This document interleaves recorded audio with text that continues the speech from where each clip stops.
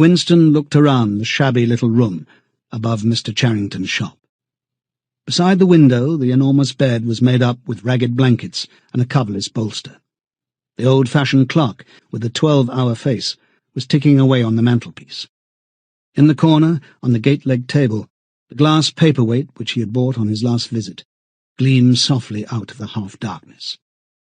In the fender was a battered tin oil stove, a saucepan and 2 cups, provided by Mr. Charrington. Winston lit the burner and set a pan of water to boil. He had brought an envelope full of Victory coffee and some saccharine tablets.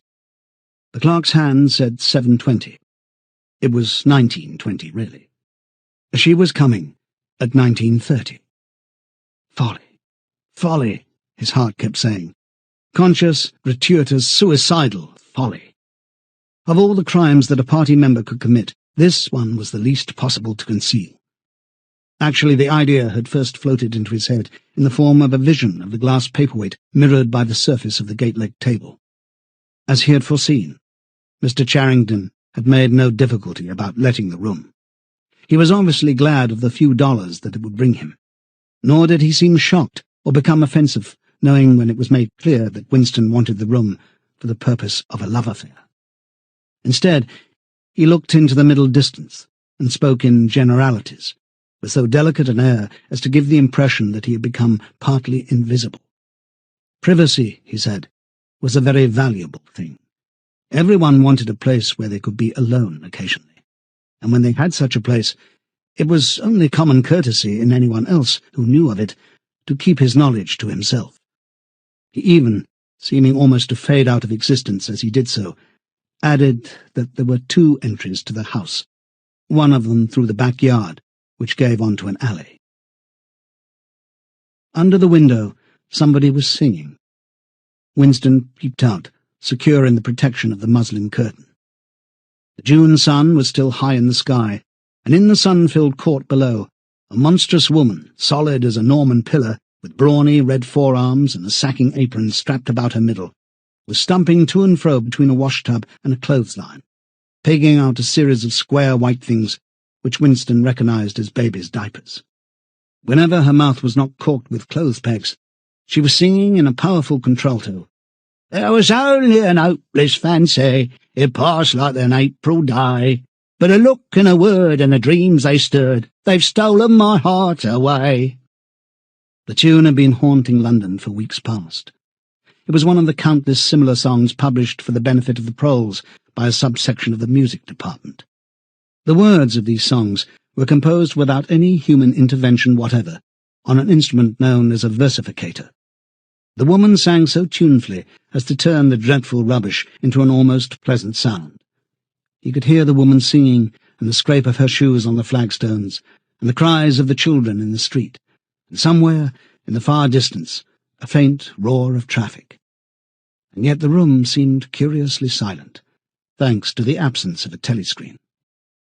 Folly, folly, folly, he thought again. It was inconceivable that they could frequent this place for more than a few weeks without being caught.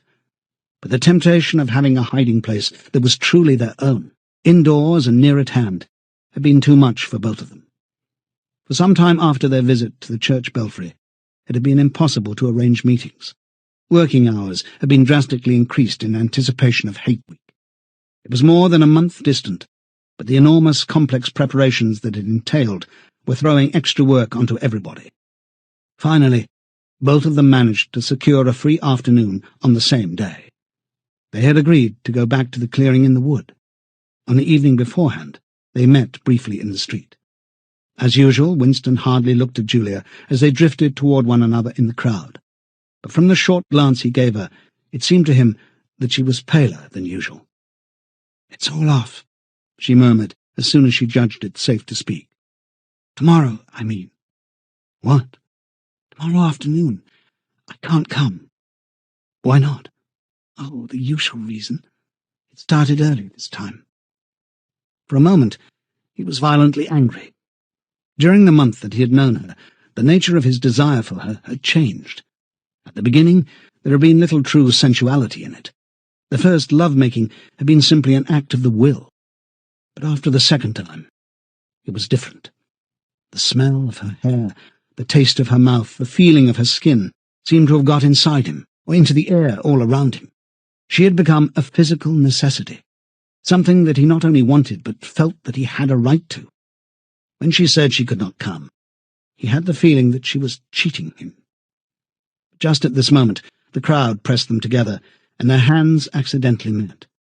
She gave the tips of his fingers a quick squeeze that seemed to invite not desire, but affection. It struck him that when one lived with a woman, this particular disappointment must be a normal, recurring event, and a deep tenderness, such as he had not felt with her before, suddenly took hold of him. He wished that they were a married couple of 10 years' standing. He wished that he were walking through the streets with her just as they were doing now, but openly and without fear, talking of trivialities and buying odds and ends for the household. He wished above all that they had some place where they could be alone together without feeling the obligation to make love every time they met. It was not actually at that moment, but at some time on the following day, that the idea of renting Mr. Charrington's room had occurred to him. When he suggested it to Julia, she had agreed with unexpected readiness. Both of them knew that it was lunacy. It was as though they were intentionally stepping nearer to their graves. As he sat waiting on the edge of the bed, he thought again of the cellars of the Ministry of Love. It was curious how that predestined horror moved in and out of one's consciousness. There it lay, fixed in future time, preceding death as surely as 99 precedes 100. They could not avoid it. But one could perhaps postpone it. And yet instead, every now and again, by conscious, willful act, one chose to shorten the interval before it happened. At this moment, there was a quick step on the stairs. Julia burst into the room. She was carrying a tool bag of coarse brown canvas, such as he had sometimes seen her carrying to and fro at the ministry. He started forward to take her into his arms, but she disengaged herself rather hurriedly, partly because she was still holding the tool bag. "Half a second," she said. "Just let me show you what I brought. Did you bring some of that filthy Victory coffee? I thought you would. You can chuck it away again, because we shan't be needing it. Look here." She fell on her knees, threw open the bag, and tumbled out some spanners and a screwdriver that filled the top part of it. Underneath was a number of neat paper packets. The first packet that she passed to Winston had a strange and yet vaguely familiar feeling. It was filled with some kind of heavy, sand-like stuff, which yielded wherever you touched it. "It isn't sugar," he said. "Real sugar, not saccharine sugar. And here's a loaf of bread, proper white bread, not our bloody stuff, and a little pot of jam. And here's a tin of milk. But look, this is the one I'm really proud of. I had to wrap a bit of sacking round it because—" She did not need to tell him why she had wrapped it up. The smell was already filling the room, a rich, hot smell which seemed like an emanation from his early childhood, but which one did occasionally meet with even now, blowing down a passageway before a door slammed, or diffusing itself mysteriously in a crowded street, sniffed for an instant, and then lost again. "It's coffee," he murmured. "Real coffee. It's inner-party coffee. There's a whole kilo here," she said. "How did you manage to get hold of all these things? It's all inner-party stuff. There's nothing those swine don't have, nothing. But of course waiters and servants and people pinch things. And look, I got a little packet of tea as well." Winston had squatted down beside her. He tore open a corner of the packet. "It's real tea, not blackberry leaves. There's been a lot of tea about lately. They've captured India or something," she said vaguely. "But listen, dear, I want you to turn your back on me for 3 minutes. Go and sit on the other side of the bed. Don't go too near the window, and don't turn round till I tell you." Winston gazed abstractly through the muslin curtain. Down in the yard, the red-armed woman was still marching to and fro between the wash-tub and the line. She took 2 more pegs out of her mouth, and sang with deep feeling, "They say that time heals all things. They say you can always forget. But the smiles and the tears across the years, they twist my heartstrings yet." She knew the whole drivelling song by heart, it seemed. Her voice floated upward with the sweet summer air, very tuneful, charged with a sort of happy melancholy. One had the feeling that she would have been perfectly content if the June evening had been endless and the supply of clothes inexhaustible, to remain there for 1,000 years pegging out diapers and singing rubbish. It struck him as a curious fact that he had never heard a member of the party singing alone and spontaneously. It would even have been slightly unorthodox, a dangerous eccentricity, like talking to oneself. Perhaps it was only when people were somewhere near the starvation level that they had anything to sing about. "You can turn round now," said Julia. He turned round, and for a second almost failed to recognize her. What he had actually expected was to see her naked. But she was not naked. The transformation that had happened was much more surprising than that. She had painted her face. She must have slipped into some shop in the proletarian quarters and bought herself a complete set of makeup materials. Her lips were deeply reddened, her cheeks rouged, her nose powdered. There was even a touch of something under the eyes to make them brighter. It was not very skillfully done, but Winston's standards in such matters were not high. He had never before seen or imagined a woman of the party with cosmetics on her face. The improvement in her appearance was startling. With just a few dabs of colour in the right places, she had become not only very much prettier, but above all, far more feminine. Her short hair and boyish overalls merely added to the effect. As he took her in his arms, a wave of synthetic violets flooded his nostrils. He remembered the half-darkness of a basement kitchen and a woman's cavernous mouth. It was the very same scent that she had used, but at the moment it did not seem to matter. "Scent too," he said. "Yes, dear, scent too. And you know what I'm going to do next? I'm going to get hold of a real woman's frock from somewhere and wear it instead of these bloody trousers. I'll wear silk stockings and high-heeled shoes. In this room I'm going to be a woman, not a party comrade."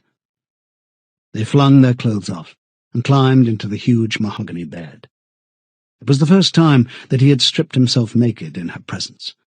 Until now, he had been too much ashamed of his pale and meagre body, with the varicose veins standing out on his calves and the discoloured patch over his ankle.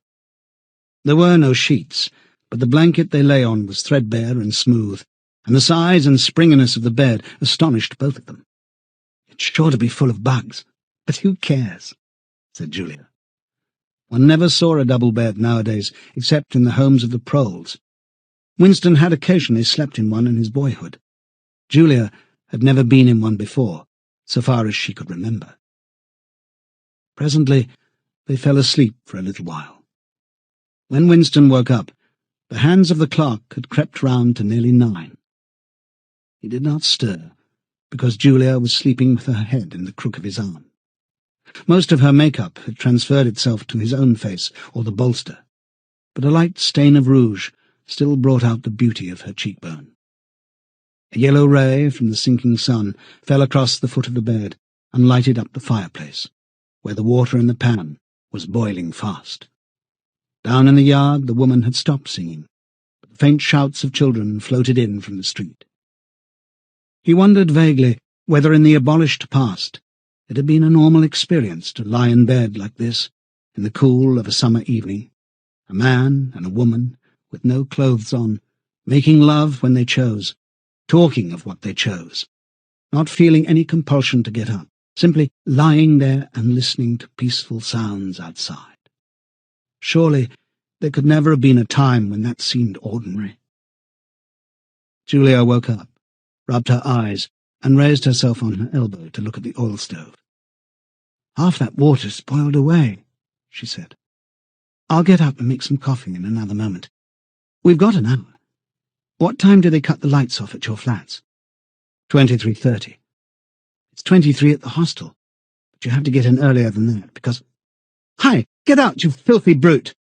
She suddenly twisted herself over in the bed, seized a shoe from the floor, and sent it hurtling into the corner with a boyish jerk of her arm, exactly as he'd seen her fling the dictionary at Goldstein that morning during the 2 minutes hate. "What was it?" he said in surprise. "A rat. I saw him stick his beastly nose out of the wainscoting. There's a hole down there. I gave him a good fright anyway." "Rats," murmured Winston. "In this room?" "They're all over the place," said Julia indifferently as she lay down again. "We've even got them in the kitchen at the hostel. Some parts of London are swarming with them. Did you know they attack children? Yes, they do. In some of these streets, a woman daren't leave a baby alone for 2 minutes. It's the great huge brown ones that do it. And the nasty thing is that the brutes always— "Don't go on," said Winston, with his eyes tightly shut. "Dearest, you've gone quite pale. What's the matter? Do they make you feel sick?" "Of all the horrors in the world. A rat." She pressed herself against him and wound her limbs round him as though to reassure him with the warmth of her body. He did not reopen his eyes immediately. For several moments he had had the feeling of being back in a nightmare which had recurred from time to time throughout his life. It was always very much the same. He was standing in front of a wall of darkness, and on the other side of it there was something unendurable, something too dreadful to be faced. In his dream, his deepest feelings was always one of self-deception, because he did in fact know what was behind the wall of darkness. With a deadly effort, like wrenching a piece out of his own brain, he could even have dragged the thing into the open. He always woke up without discovering what it was, but somehow it was connected with what Julia had been saying when he cut her short. "I'm sorry," he said. "It's nothing. I don't like rats, that's all." "Don't worry, dear. We're not going to have the filthy brutes in here. I'll stuff the hole with a bit of sacking before we go, and next time we come here I'll bring some plaster and bung it up properly." Already the black instant of panic was half forgotten. Feeling slightly ashamed of himself, he sat up against the bedhead. Julia got out of bed, pulled on her overalls, and made the coffee. The smell that rose from the saucepan was so powerful and exciting that they shut the window lest anybody outside should notice and become inquisitive. What was even better than the taste of the coffee was the silky texture given to it by the sugar, a thing Winston had almost forgotten after years of saccharine. With one hand in her pocket, and a piece of bread and jam in the other, Julia wandered about the room, glancing indifferently at the bookcase, pointing out the best way of repairing the gate-leg table, plumping herself down in the ragged armchair to see if it was comfortable, and examining the absurd 12-hour clock with a sort of tolerant amusement. She brought the glass paperweight over to the bed to have a look at it in a better light. He took it out of her hand, fascinated as always by the soft, rain-watery appearance of the glass. "What is it, do you think?" said Julia. "I don't think it's anything. I don't think it was ever put to any use. That's what I like about it. It's a little chunk of history that they've forgotten to alter. It's a message from 100 years ago, if one knew how to read it. And that picture over there?" She nodded at the engraving on the opposite wall. "Would that be 100 years old?" "More. 200, I dare say. One can't tell. It's impossible to discover the age of anything nowadays." She went over to look at it. "Here's where that brute stuck his nose out," she said, kicking the wainscoting immediately below the picture. "What is this place? I've seen it before somewhere." "It's a church, or at least it used to be. St. Clement's Dane, its name was." The fragment of rhyme that Mr. Charrington had taught him came back into his head, and he added half nostalgically, "Oranges and lemons, say the bells of St. Clement's." To his astonishment, she capped the line. "You owe me 3 farthings, say the bells of St. Martin's. When will you pay me, say the bells of Old Bailey." I can't remember how it goes on after that, but anyway I remember it ends up, "Here comes a candle to light you to bed. Here comes a chopper to chop off your head." It was like the 2 halves of a countersign, but there must be another line after the bells of Old Bailey. Perhaps it could be dug out of Mr. Charrington's memory if he was suitably prompted. "Who taught you that?" he said. "My grandfather. He used to say it to me when I was a little girl. He was vaporized when I was 8. At any rate, he disappeared. I wonder what a lemon was," she added inconsequently. "I've seen oranges. They're a kind of round yellow fruit with a thick skin." "I can remember lemons," said Winston. "They were quite common in the 50s. They were so sour that it set your teeth on edge, even to smell them." "I bet that picture's got bugs behind it," said Julia. "I'll take it down and give it a good cleaning some day. I suppose it's almost time we were leaving. I must start washing this paint off. What a bore. I'll get the lipstick off your face afterwards." Winston did not get up for a few minutes more. The room was darkening. He turned over toward the light and lay gazing into the glass paperweight. The inexhaustibly interesting thing was not the fragment of coral, but the interior of the glass itself. There was such a depth of it, and yet it was almost as transparent as air. It was as though the surface of the glass had been the arch of the sky, enclosing a tiny world with its atmosphere complete. He had the feeling that he could get inside it, and that in fact he was inside it, along with the mahogany bed and the gate-legged table and the clock and the steel engraving and the paperweight itself. The paperweight was the room he was in, and the coral was Julia's life and his own, fixed in a sort of eternity at the heart of the crystal.